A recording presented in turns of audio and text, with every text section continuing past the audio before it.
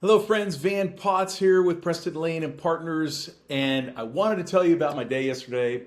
I went down to Greenvale Vineyards here in Rhode Island and spent some time with Billy Wilson, the winemaker, and of course, part of the family and the owners. And I wanted to show you everything that we talked about. So get ready. Here we go. He's going to tell you about Chardonnay and Albarino specifically. I hope you enjoy it. Hey everybody, Van Potts here with Billy Wilson, the winemaker, proprietor at Greenvale Vineyards, and we are doing Chardonnay. And say hi, Billy. All the Preston Lane people out there. Hey, I have to tell you guys, if you've sat at my dinner table before, you know that I think that one of the greatest Chardonnays made on the planet is right here at Greenvale. And I am going to turn the camera off me and onto Billy, and we're going to ask him a little bit about what makes it so great, so you can hear it from him in his words. That was good getting me off the camera. Billy, let's talk Chardonnay. So, I can't tell you how great these wines are, I think, and it's every vintage. So Yeah. What's the trick? What do you do? It's just so great. Honestly, a lot of it's, it's the fruit. And we've been growing Chardonnay since 1983, just right here along the Secana River. It's a cool climate, so the fruit itself sort of sustains a lot of acidity and just maintains this great fruitiness as it comes into the winery year over year. And we typically have 3 Chardonnays available: our completely unoaked, very fruit-driven, pure fruit wine. And then we have our Greenvale Chardonnay available right now. It's 50% stainless steel, 50% close to neutral barrel, but it's a great balance of, you get these little complex barrel flavors, and then this nice, sort of fruit-forward melon, honeysuckle activity, which is awesome.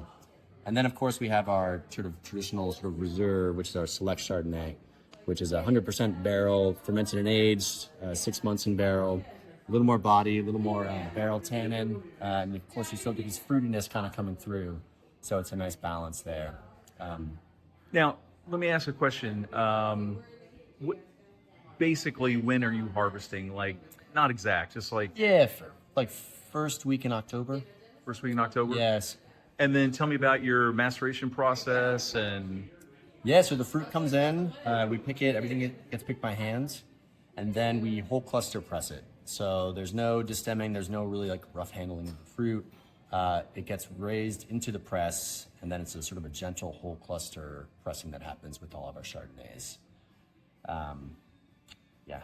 And then that first fermentation is 2 weeks? It's usually about 3 weeks. 3 weeks? Yeah, so for, if it's going into barrel, we press into tank, things, the pulp and stuff will settle for a day and a half, and then we'll pump it into barrels, and that'll stay in, they'll ferment for, 2 to 3 weeks, and then it will remain on the lees in the barrel for about, 5 more months after that. If it's going into tank, I'll let it settle, but I'll typically do this process called stabulation, which is when basically I keep it in the juice stage on the heavy lees for about 10 days, adding dry ice, restirring, and then eventually I'll rack it into a clean tank for fermentation. And I think that adds a lot of flavor too, which I just started doing a couple of years ago. And malolactic conversion? The barrels we usually go through malo. If it's in the tank, it won't go through malo. Right. So this will, the Greenvale Chardonnay is probably 50% malo conversion. So it's got some softness while also having some, nice green apple fruitiness. Whereas the select Chardonnay is 100% malo. So that provides a little bit of, basically, it sort of de-acidifies the wines, makes it softer, maybe it sort of makes it warmer in a way. Very, smooth. Well, everything you're doing is absolutely spectacular. Thank you very much, man. I love these wines. I think they're some of the best wines that are made on the earth. I think some of the best Chardonnays made anywhere. And keep up the good work, man. Appreciate it. Yeah, thank you. Thank you. Okay, so now we got something really cool. Billy is going to open some Albarino for us, and I have to tell you a little bit of a story about Albarino, and that is that I had a guy come in to meet Billy, I don't know, this is probably 3 years ago, named Chris Collins. And Chris is like Las Vegas, man. You can only spend like 2 nights with him, and then after that, you got to send him home. But Chris has traveled all over the world. He's lived in places like Iran and Afghanistan and stuff like that. And he lived in Spain for a lot of years, and he tried every single Albarino he could get his hands on in Spain. And he came here to Greenvale, and he tasted Billy's Albarino, and he actually did something I've never seen him do before. He bought 6 bottles. And the reason he bought 6 bottles, because he said it was the best Albarino he had ever tasted in his entire life. So with that, I'm going to swing this over to Billy, and we're going to let him open the bottle and talk a little bit about it. Okay, so let's open some Albarino and tell me about this wine. Yes, this is the 2025 Albarino. We first planted this in 2011. First vintage was 2014, and just right away we felt like we were onto something. Just incredibly it was bright, sort of like invigoratingly bright with the acidity, just growing it here. And yeah, so 11 years later, we're super thrilled with just what we've been producing. So we have our 2025 Albarino here, hand harvested, full cluster pressed, and the amazing thing is just it's just so fresh. So it's got this, sort of green apple citrus, just the lemongrass. I mean, from behind the camera, I have to say that this is an amazing, amazing bottle of wine. Yeah, a lot of peach. It's almost like cooling how refreshing it is on a hot, humid day like today. So we're super happy with it. It's just funny, we have bud break in the middle of May, and then we start harvesting in mid-September. But we get, in terms of ripeness levels and acid levels, it's so similar to what they're producing in Rio Spicious, just in terms of sugar content and acid. And to me, that feels like it's just a great fit for right here in Rhode Island. And you went to visit there this year or last year? It was just in January.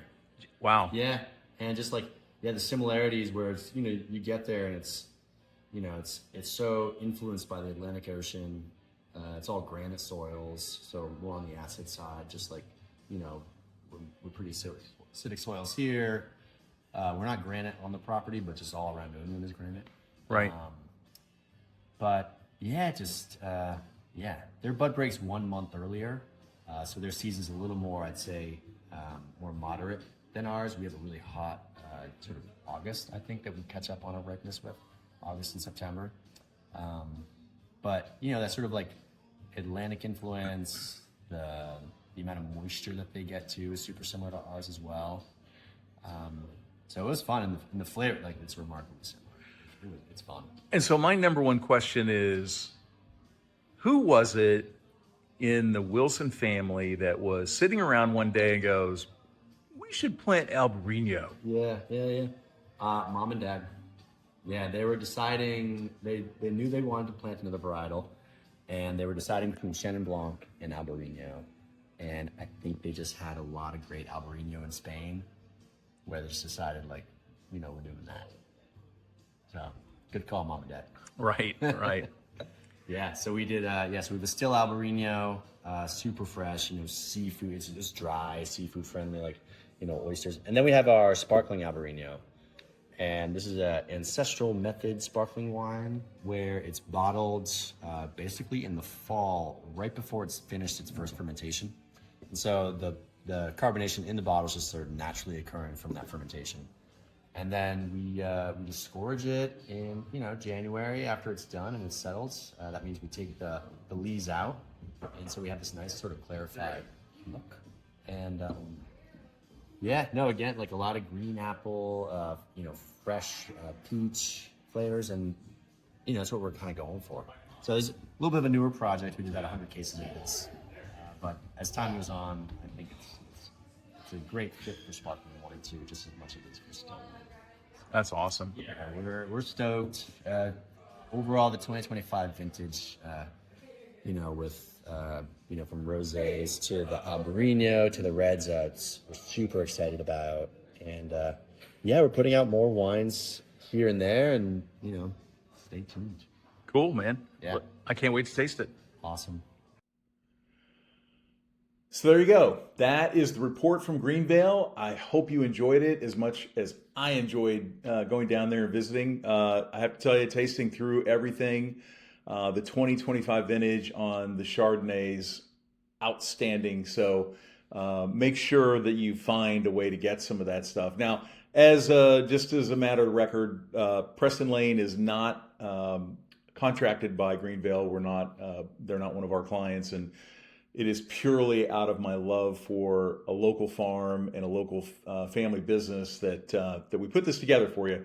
But if you get a chance, make it something to try whenever you can. And one of my mentors in this business, Michael Keenan, who owns Keenan on Spring Mountain in California, says it best. You know, the one thing you can really ask for a wine is to be authentic in what it is, and that is one thing you get from Billy's family and the winery and the property is authenticity. So check it out. I hope you enjoyed it, and we will see you the next time.